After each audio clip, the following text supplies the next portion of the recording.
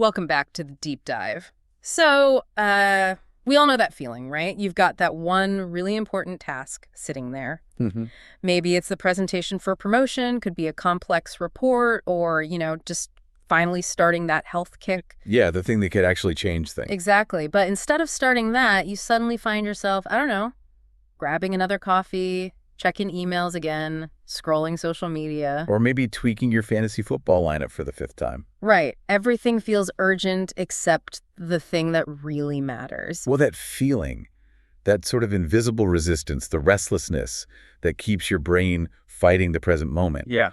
That's a key obstacle, maybe the key obstacle, to getting meaningful stuff done today. Yeah. And the sources we looked at argue that, our focus isn't really ours anymore. Yeah. It's become this scarce commodity because, well, the world is basically designed to keep us overstimulated. Okay, that makes sense. And the solution they're proposing, it isn't about fancy time management tricks, is it? No, not really. It's more physiological.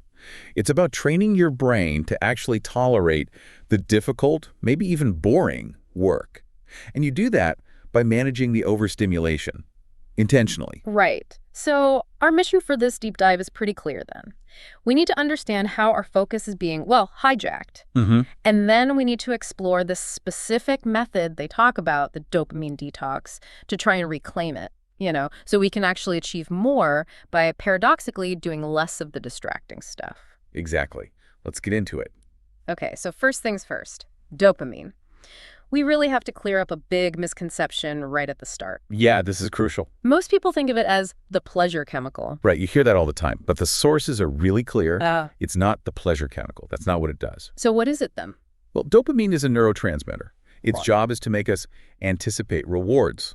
It drives us towards things needed for survival, finding food, achieving goals, connecting socially, reproduction, that kind of thing. So it's the motivation, the drive. Precisely. It's the force that gets us to act. It fuels the chase, not the reward itself. Okay, that's a really important distinction because if you really think about it, when you finally get that thing you were chasing, maybe you buy the new gadget or finish that addictive TV series, you often feel a bit empty or unfulfilled right after. That wave of, is that it? Exactly, but your brain immediately starts looking for the next hit, the next thing to anticipate. So dopamine really is the molecule of more. It absolutely is. It creates this loop, right? Right. If the reward itself was the main goal, we would probably stop once we got it. Sure. But because the anticipation is so powerful, we immediately start scanning for the next stimulus, often something even stronger. And, that's basically how addictions get wired in. We build tolerance, needing bigger hits just to feel normal. And that loop, that's how the modern world kind of exploits us, isn't it? That's the core argument. Our focus is incredibly valuable, and there are billions, literally billions of dollars spent trying to capture your attention. So let's talk about those digital traps. How do they actually work? Well, we're talking about really sophisticated algorithms, often AI-driven. Think about Amazon's recommendations. You might also like this.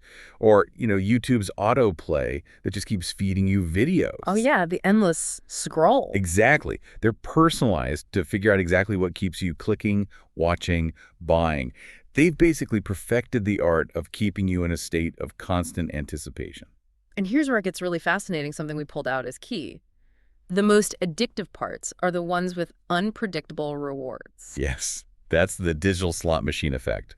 If you knew exactly what you'd find every time you checked your email, say 5 boring messages, you probably wouldn't check it so often. Right, it loses its appeal. But it's the chance, the unpredictability. Maybe there's one exciting email, one notification, that stock price jump that reinforces the checking behavior much more strongly than a predictable outcome.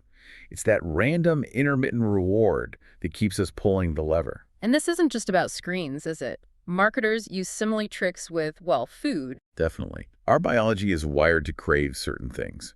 Researchers like Professor Suzanne Klaus point out that the combination of sugar and fat is, especially good at lighting up the brain's reward system. Making those processed foods feel instantly satisfying. Right. Now, there's a bit of a debate here. Some experts, like Robert Lustig, are pretty strong on sugar being addictive, almost like nicotine. Wow. While others, like Tom Sanders, think comparing to hard drugs is, he called it absurd. Okay, so some disagreement there. Yeah, But the main point stands. Our biology makes us susceptible to these quick, intense rewards, whether they come from a screen or a snack. And all this constant fast stimulation, it has a huge hidden cost, doesn't it? It trains us for short-term thinking. It really does. There was research decades ago by Dr. Edward Banfield at Harvard. He found that long-time perspective, the ability to think years ahead when making decisions now, was the single most important factor for success. But if our brains are constantly getting these immediate hits, these fast feedback loops, We start expecting everything to be quick and easy. We develop these, frankly, inaccurate mental models, like believing success should happen fast and then getting frustrated when real goals take months or even years of, let's be honest, often tedious effort. that makes sense. The sources used Amazon is a great example of patience, right? Yeah, perfect example. Founded in 1994, didn't turn a profit until 2003. Wow, nearly a decade. Almost 10 years of grinding, reinvesting, delaying gratification before they saw that reward of profit. That kind of patience is the total opposite of the instant feedback loop most of us are stuck in now. Okay, so the Amazon story really drives home the need for patience. But how do we get there when everything is pushing us towards instant gratification? Well, if the problem is that our baseline level of stimulation is just too high, Then the answer is to lower it intentionally. exactly. Which brings us to part two. Hmm. This framework called the dopamine detox. Right. So what exactly is a dopamine detox? Is it about actually getting rid of dopamine? No, not literally. You can't and wouldn't want to eliminate dopamine. The term detox is maybe a bit misleading. It's really about the reduction of external stimulation. The goal is to stop overstimulating your brain. So you're lowering your need for those constant hits from the outside. Precisely. Think of it like resetting your brain's thermostat. When you're used to massive stimulation from, say, endless YouTube clips or social media drama, a normal, maybe challenging task like writing a report feels incredibly dull, like wading through mud. Yeah, I know that feeling. But if you lower that background level of stimulation, your baseline shifts. Suddenly, that same report might provide enough mental engagement to feel motivating, maybe even interesting. Okay, recalibrating, I get it. Yeah. So how do you actually do this? What are the options? The sources lay out three main approaches. The most intense is the 48-hour complete dopamine detox. This is the sort of rip the Band-Aid off version. 2 full days, what does that involve? Yeah. Sounds hardcore. It is pretty demanding. For 48 hours, you basically eliminate almost all sources of external dopamine triggers. So no internet, no phone, no social media, no movies, no music, unless it's purely calming ambient stuff. Wow. And food. Right. Also no sugar, no highly processed foods, and obviously no recreational drugs or alcohol. Okay. What do you do for 2 days? Good question. The focus shifts inward. Things like journaling, meditation, gentle stretching, just walking contemplatively, maybe noticing things you usually ignore, or simple awareness exercises like focusing only on your breathing. Okay. And yeah, 48 hours sounds like a lot, but it's still way less intense than something like a 10-day Vipassana silent retreat, you know. True. Perspective. Okay, what's the next option? The 24-hour detox. Basically the same rules, just shorter. It's easier to schedule, obviously, but probably less effective because it can take a bit longer for your brain sensitivity to really reset. Okay, 1 day. More manageable. And the third? The partial detox. This is much less demanding up front, but can be really effective if you stick with it. Here, you just focus on removing your single biggest source of problematic stimulation. So, just one thing? Yeah. Maybe it's constantly checking your investment portfolio. Maybe it's getting lost in YouTube recommendations. Maybe it's a specific game. If you identify and cut out that main driver of anticipation, you can feel the difference pretty quickly. All right, so choose your level. 48 hours, 24 hours, or targeting the biggest offender. Once you've decided, how do you actually make it stick? That leads us to the three-step implementation method they suggest. And step one is crucial. Identify your distractions. Okay. You need to get really honest and make two lists. A cans list and a can'ts list. Cans are the things you allow yourself to do. Deep work, reading, exercise, whatever aligns with your goals. And That's the stuff you strictly avoid during your detox period, or maybe long term. Social media, news feeds, checking stats constantly. The key question to ask yourself here is, if I stopped doing just one thing, which one would give me the biggest boost in focus? Nail that down. Okay, identify the main culprit. Makes sense. What's step 2? Step two is where you kind of weaponize human nature against itself. It's add friction. Add friction. Yeah, the basic idea is that humans are fundamentally lazy. We're wired to conserve energy. We almost always take the path of least resistance. Guilty as charged. We all are. Okay. So you use that. You redesign your environment to make the undesirable behaviors harder to do and the desirable ones easier. How do you add friction in practice? Okay, simple things. Turn off all non-essential notifications on your phone and computer. Unsubscribe from newsletters you never read. Use app blockers tools like Newsfeed Eradicator for Facebook or DFTube for YouTube that hide the distracting feeds and suggestions. So you're increasing the effort needed to get the dopamine hit. Exactly. You're putting obstacles in the way. Yeah. There's this one wild example in the sources. Oh, yeah. This author was really struggling with online distractions. So what do? They moved their entire internet modem and router to a locked storage room down the hall, maybe even on a different floor. No way. Yeah. To get online meant leaving the apartment, maybe taking an elevator, unlocking multiple doors, like a 12-step process just to plug it back in. That's extreme, but I get the principle. The sheer hassle would make you think twice. Totally. The psychological cost of that effort becomes a massive deterrent. And conversely, you remove friction for the good habits. Make the good stuff easy. Right.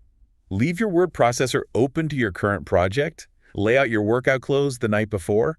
Have your focus music playlist ready to go with one click. Make the desired path the easiest one. Okay, identify, add friction. What's the third step? Step 3 is simple but really important. Start first thing in the morning. Before the chaos begins. Exactly. You need to begin your day, begin your focused work before your brain gets flooded with stimulation.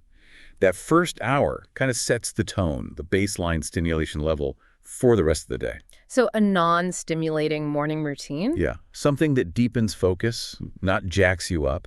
Meditation, stretching, maybe some gratitude journaling, something calm to ease you into that focus state. Right, protect that initial focus window. Okay, so you've done a detox, you've set up friction, but how do you keep it going? How do you avoid falling back into old habits? Yeah, sustaining focus, avoiding relapse, that's the real challenge. Before we get into specific tactics, we need a clear target. What's the point of all this focus? You need to define that high-impact task. The one thing that really moves the needle? Exactly. The sources suggest using that reverse engineering idea again. Start with your big, long-term vision, the finished book, the launched business, running the marathon, and work backward. What does that break down into daily? Maybe it's writing 500 words. Maybe it's making 3 sales calls. Maybe it's that 30-minute run, that specific daily action. That's your priority. That's what you tackle first, ideally in that protected morning time. Got it. Focus on the key daily action. Now, how do we protect that time? A huge piece of advice here is to beware of what the sources call open systems. Open systems, what are those? Think of them as applications or environments that offer a basically infinite, never-ending stream of potential stimuli. There's no defined endpoint. Like email. The inbox never truly ends. Email is the absolute classic example. You can spend hours in your inbox reacting to things, feeling busy, but achieving very little of actual importance. It just sucks you in. Social media feeds too, I guess. YouTube recommendations. Definitely. News websites, stock market trackers, anything that can just keep feeding you new information or interactions without a natural stopping point. They are black holes for your attention and time. Okay, so avoid open systems. What's the alternative? Start your workday with a closed system. These are tools or environments with very limited room for distraction. They kind of force you towards completion. Like what? Think about a blank Word document, an Excel spreadsheet for specific analysis, maybe presentation software like PowerPoint, or specialized design software. The task is defined. The interface is focused. There was a clear goal within the system. Right. The advice is stark. If the very first thing you engage with in your workday is a closed system dedicated to your most important task, you sidestep countless temptations right off the bat. That makes a lot of sense. But let's be real, this is tough. The world is constantly trying to grab our attention. It absolutely is. Maintaining focus is an ongoing battle, not a one-time fix. That's why you need these systems and habits in place. And another tool they suggest is creating a contingency plan. A plan for when you slip up. Exactly. Go back to that can'ts list you made. Then actively visualize the worst-case relapse scenarios. What happened? Maybe you grab your phone first thing in the morning and get lost for 30 minutes. Maybe after lunch, you think just one quick YouTube video and suddenly it's 2 hours later. Been there. We all have. So you visualize that trigger, that slip-up, and then you mentally rehearse how you want to react next time. How do you catch yourself? How do you redirect back to your plan? You practice the recovery before it even happens. Pre-planning the response. I like that. Okay, so we're managing stimulation, using systems. Is there anything else we can do to cultivate focus? Yes. There's a really interesting angle about actively cultivating the opposite kind of brain chemistry. Counteracting that urgent wanting of dopamine by fostering the here and now neurotransmitters. Here and now, like what? We're talking mainly about endorphins, oxytocin, and serotonin. These chemicals are linked to feelings of calm, contentment, connection, and presence. So dopamine is about more, the future reward. And these are about satisfaction and grounding in the present. Serotonin is linked to stable mood and self-worth. Oxytocin is often called the love hormone. It's about trust and deep social connection. Endorphins give you that natural pleasure from physical exertion or deep relaxation. Interesting. How do you activate those more? Well, the activities are often the things we know are good for us, but maybe don't prioritize when we're chasing dopamine hits.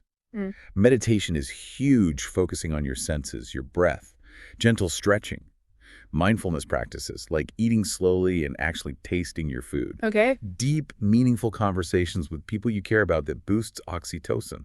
Even just contemplative walking, noticing your surroundings without a goal. And here's a surprising one. Actively practicing boredom. Practicing boredom. Yeah, just being okay with doing nothing for a bit, not immediately reaching for your phone when you have a spare minute. It trains your brain that it doesn't need constant external input to be okay. You're learning to find contentment in low stimulus states. So it all ties back to lowering that need for constant external hits. Exactly. The conclusion from all this is pretty stark, really. You basically have a choice. Either you consciously control your focus, or you let advertisers, algorithms, and, well, someone else control it for you. And the deep fulfillment we're often looking for, it doesn't come from the next exciting notification or purchase. No, it comes from sustained immersion. Getting lost in meaningful work and a hobby you love and real connections with people, that's where the lasting satisfaction is found. Which brings us back to where we started, I guess. Patience and consistency. The real key isn't some magic bullet or get-rich-quick thing. Not at all. It's about showing up, doing the work, especially the difficult, unglamorous work day after day, week after week, often without applause, without constant external validation, just performing those consistent actions over the long haul. So the final thought for everyone listening. Think about that one difficult, high-impact task you've been avoiding. Based on what we've unpacked today, what's one small step you can take right now to make starting it just a little bit easier by reducing the friction or eliminating its main distraction?